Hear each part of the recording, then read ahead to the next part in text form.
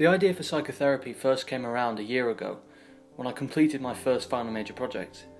It was a 10-minute documentary on autism and other mental health aspects, and learning about mental health then, I realised that this was something I'd like to explore further, which is when I first came up with the idea to do a full series centering around people with mental health, characters with mental health. I wanted it to be a fictional series, a dramatised take on it, because I didn't think there was enough positive portrayals of people with mental illnesses in the media. Another reason that I decided on psychotherapy as my FMP for this year was that I'd always wanted to do a character-driven narrative. I'd never made a film before that wasn't either factual or just a short film focusing on a silent protagonist. So this for me was an opportunity to break new ground and finally study character development and storytelling through film and fictional media, which is something I'd never really done before. The idea of turning my FMP into a web series came about when I decided I wanted an ensemble cast. I wanted a wide array of different character archetypes and different conditions to explore, but the problem was I couldn't think of how to do that in just one short film, which is when I decided to make it into a series, as even if I didn't have enough time to complete it for my FMP, I would certainly go back to it later on and ensure that it was completed. A lot of my inspiration for the format came from Netflix. They're famous for creating their originals that always end on a cliffhanger, which will make you want to watch the next episode, which is where the cliffhanger format of my series came about. While I was looking at Netflix, I also took inspiration from their other ensemble series, most notably The Haunting of Hill House, which features a huge ensemble cast and a lot of flashbacks to tell the story, which is why my story also includes a lot of flashbacks and quite a large array of characters, at least for a student project. With 4 main characters and 3 supporting characters, this is something that hasn't really been done for a student project before, at least not one that I know of. I also looked at series like Jessica Jones or 13 Reasons Why, which are famous for having a main character who suffers from a mental health disorder, but these characters are never displayed in a negative light, which was very important to me from the very beginning. I wanted to make sure that whatever sort of mental health issue I showed, there'd always be a positive aspect to it. Now that I had a strong idea of what my concept was, it was time to start casting. I created 4 character archetypes, each suffering from a different mental illness: dissociative identity disorder, bipolar disorder, borderline personality disorder, and mild schizophrenia. I didn't put very much personality into these characters at the start because I wanted the actors to have more of a say in how that was to be done.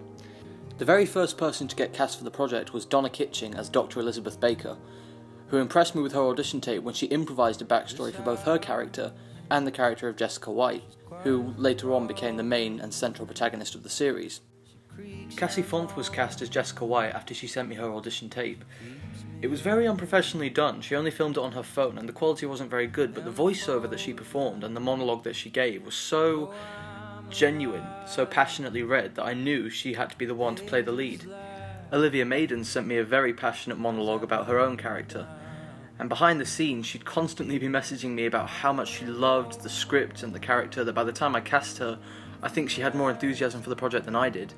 And this is something that remained constant throughout the series. Behind the scenes she was my production assistant, doing the call sheets, helping with the schedule, that sort of thing. I decided to fill the role of Joshua Jordan myself after I had difficulties finding an actor. Fraser Hardwicke was very childlike in his persona as Riley, but I thought that was perfect for the role of a schizophrenic, somebody who'd never really matured properly since they were 5 years old. And his immediate rapport with Donna Kitching and Olivia Maiden definitely helped as we were filming. Angie Sutcliffe and India Harrison were both good fits for their roles too, and both of them were dedicated to making sure the project got finished. Now that I had my stellar cast and filming was underway, it was time to go on to the next most important aspect for me: the music. Music is an amazing way of storytelling when you don't have a lot of time, and since this was only a student project and I couldn't make any of them more than 15 minutes long, this is when I enlisted Jamie Foxx, the musician who'd worked with me on my previous factual project. He proved himself to be very knowledgeable about movie soundtracks and how to soundtrack a scene so that it works with the ambience. We worked on the soundtrack nearly all hours of the day, sometimes as late as 10 o'clock at night, where both of us would nearly be asleep on the keyboard. This paid off in the best possible way when I got an hour's worth of soundtrack. Themes for all 7 of the characters. In order to ensure realism for the conditions I was portraying, I enlisted Dr. Amelia Frith. Amelia had worked with me in one of my previous projects, the documentary about autism, and had been the star of her own factual project, which I created about her life. It was her influence that helped me outline the plot and the conditions of these main characters. and she ensured that any time she saw something that she didn't view as accurate in the early script, she'd alert me straight away, and we'd change it to make it more true to the conditions as they are in real life. And it was this influence that helped me to shape what I told the actors, what I filmed, how I filmed it, and pretty much everything else. So in the way, it was Amelia's help that got this project off the ground. In the end though, what really helped bring this project together was the relationship between the cast and crew. From day one, we were developing friendships, new actors coming in to meet the internal actors from York College. The slowly developing relationship between the cast is actually mirroring the relationship developing between the characters.